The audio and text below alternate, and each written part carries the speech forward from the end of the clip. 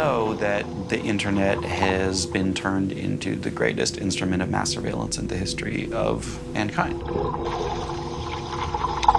And we know who's responsible for that. We know something about how the NSA does that. 98% of the world's data travels under the oceans. It's a phenomenon that seems everywhere and nowhere at the same time.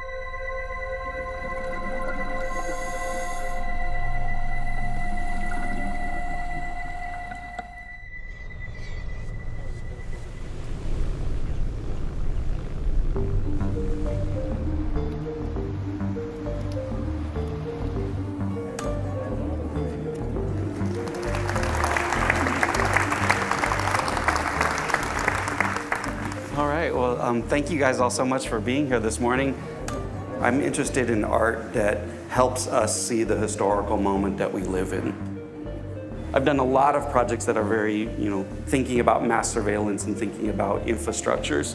Trevor's work is sort of beautiful, and then it is kind of creepy when I realize what it is. And so then it takes the issue of surveillance and privacy out of the abstract and makes it very concrete. And you can actually see a place that's designed simply around getting your data. There's something about Trevor's work that bridges formalism and also sort of romantic kind of magical side. I think in some ways he does downplay the sort of beauty of the images because that's not really what interests him. What he's passionate about is all the content behind it, whatever drives those images. You'd be hard-pressed to find something more topical. I had been doing some work here, and what I've been looking at is underwater cables.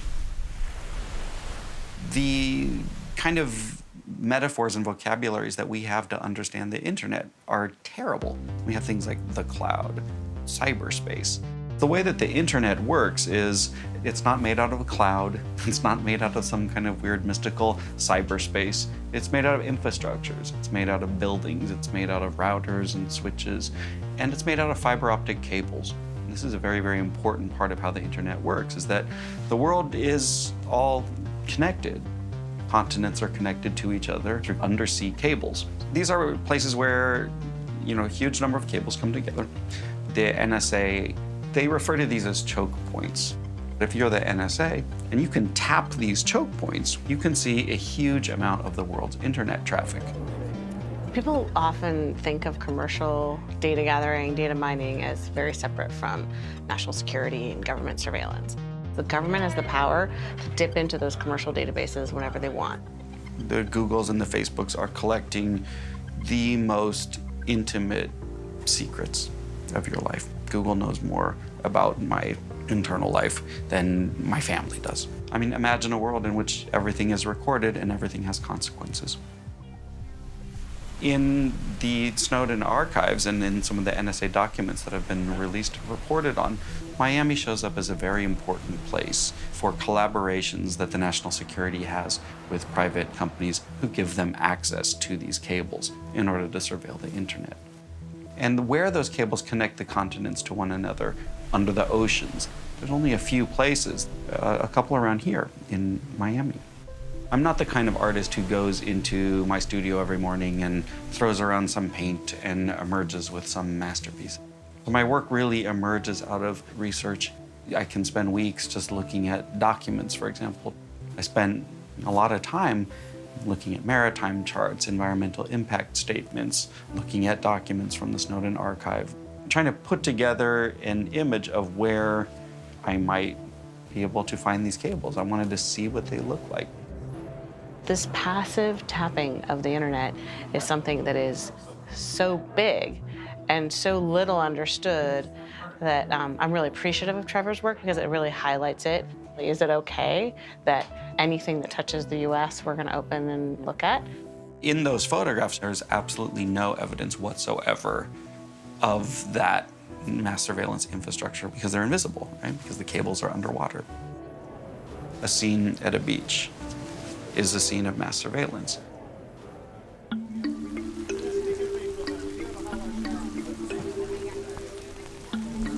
Instead of just me making a photograph of something, what would happen if we got together a group of people and kind of did an underwater expedition to see the NSA tapped cables on the bottom of the ocean.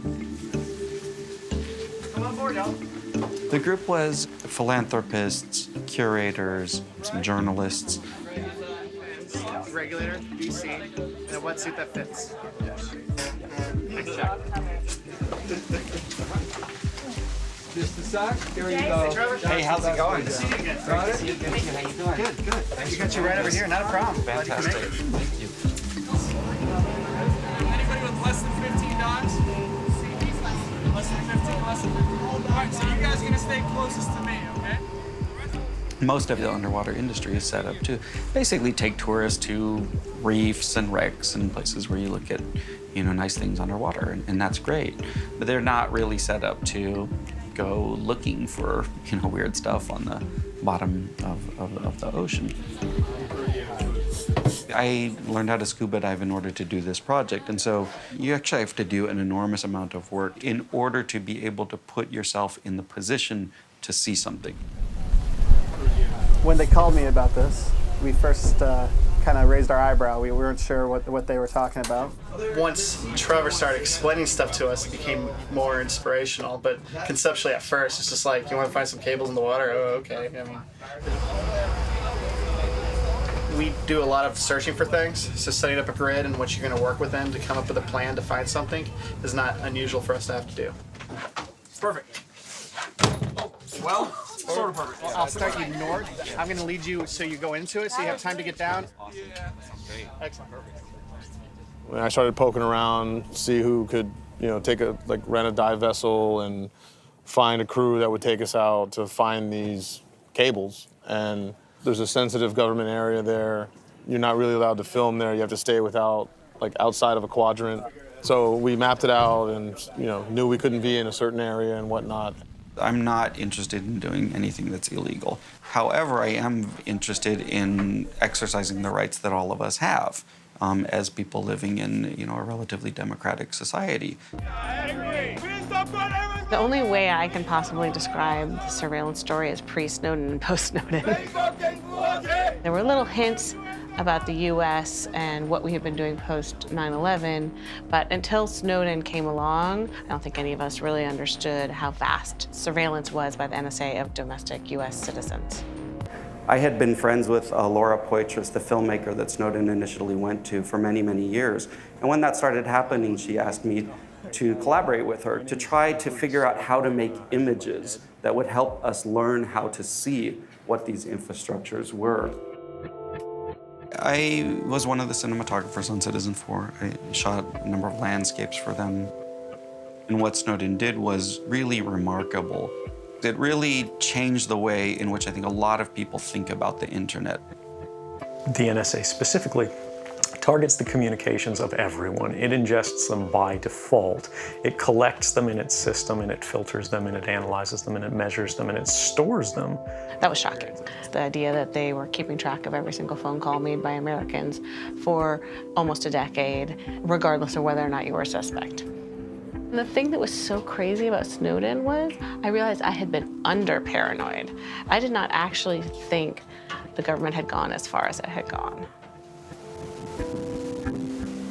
Hey, just for what it's worth, a few months ago, a Russian submarine, for the first time in a very long time, basically since the Cold War, decided to run down the whole eastern seaboard. It made our military nervous because it's apparently one that can actually tap into all the cables and stuff. What I found to be particularly exciting is they were able to track it by satellites. They could track a submarine by satellite.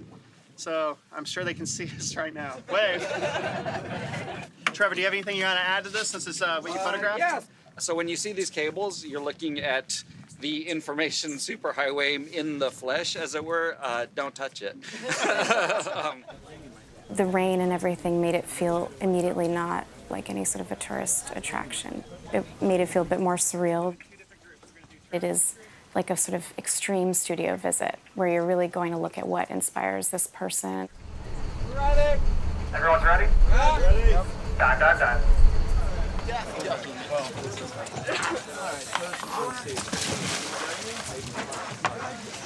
Look at the horizon, just keep on walking.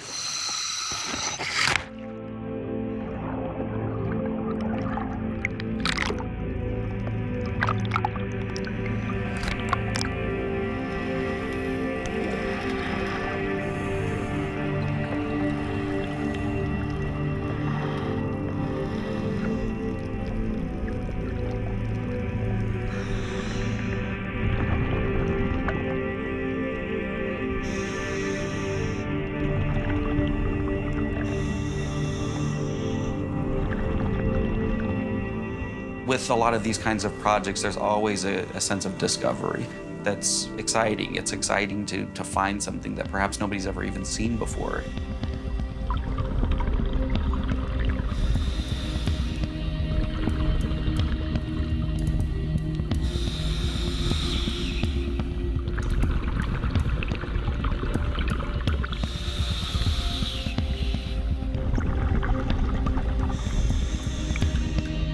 There it is. There's the internet. And there's fish swimming around it. He found a needle in a haystack. He found it within a half an hour of his first dive. I didn't think it was gonna happen at all. You're looking for cables about yay big in the ocean, you know. I think it's pretty amazing. Those cables are very innocuous looking. I think that was the most engaging thing about them, is the fact that they didn't really look like much of anything, but I mean, they are the physical manifestation of something that we conceive of not to be a physical thing. So for that reason, it was really powerful to see them. It was sort of like Oz, this little tiny thing behind the curtain.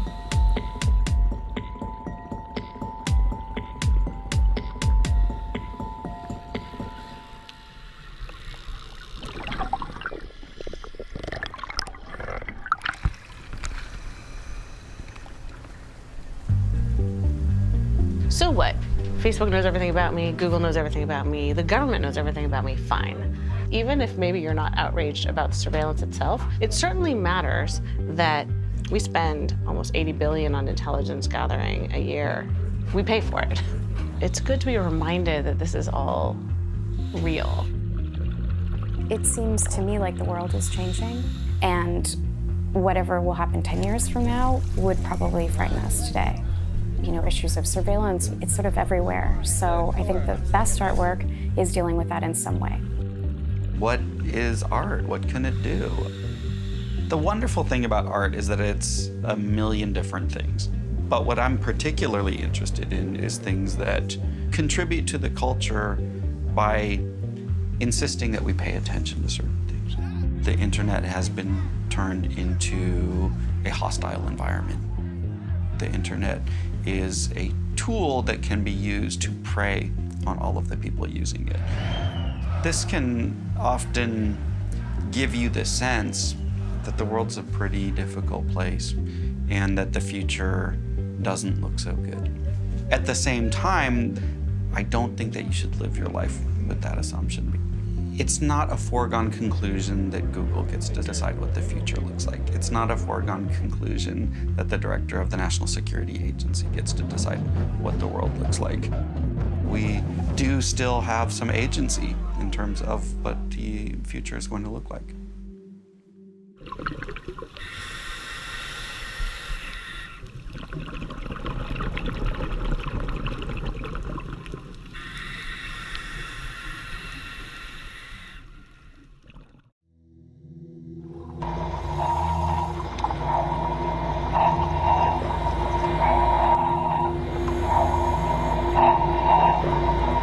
We know that the internet has been turned into the greatest instrument of mass surveillance in the history of mankind. And we know who's responsible for that. We know something about how the NSA does that. 98% of the world's data travels under the oceans.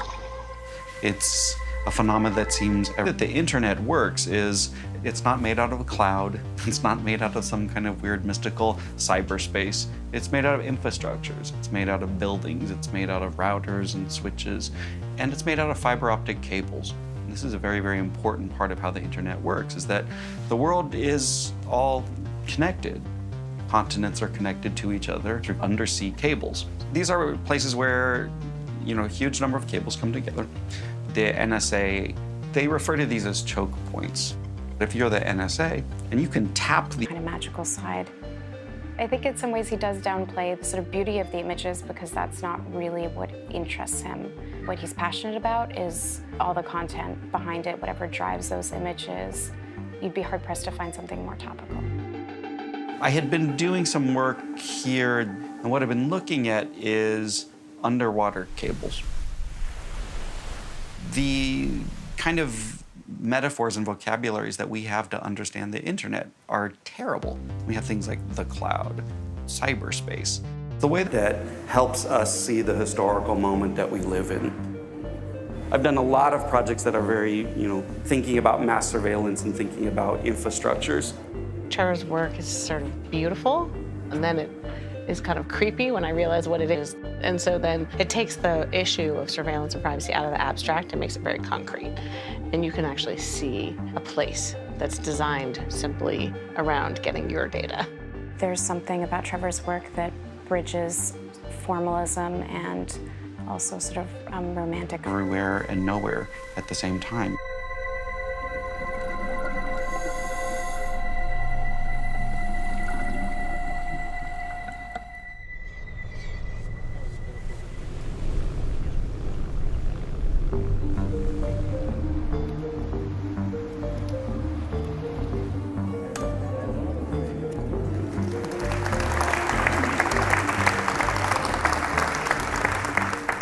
All right, well, thank you guys all so much for being here this morning.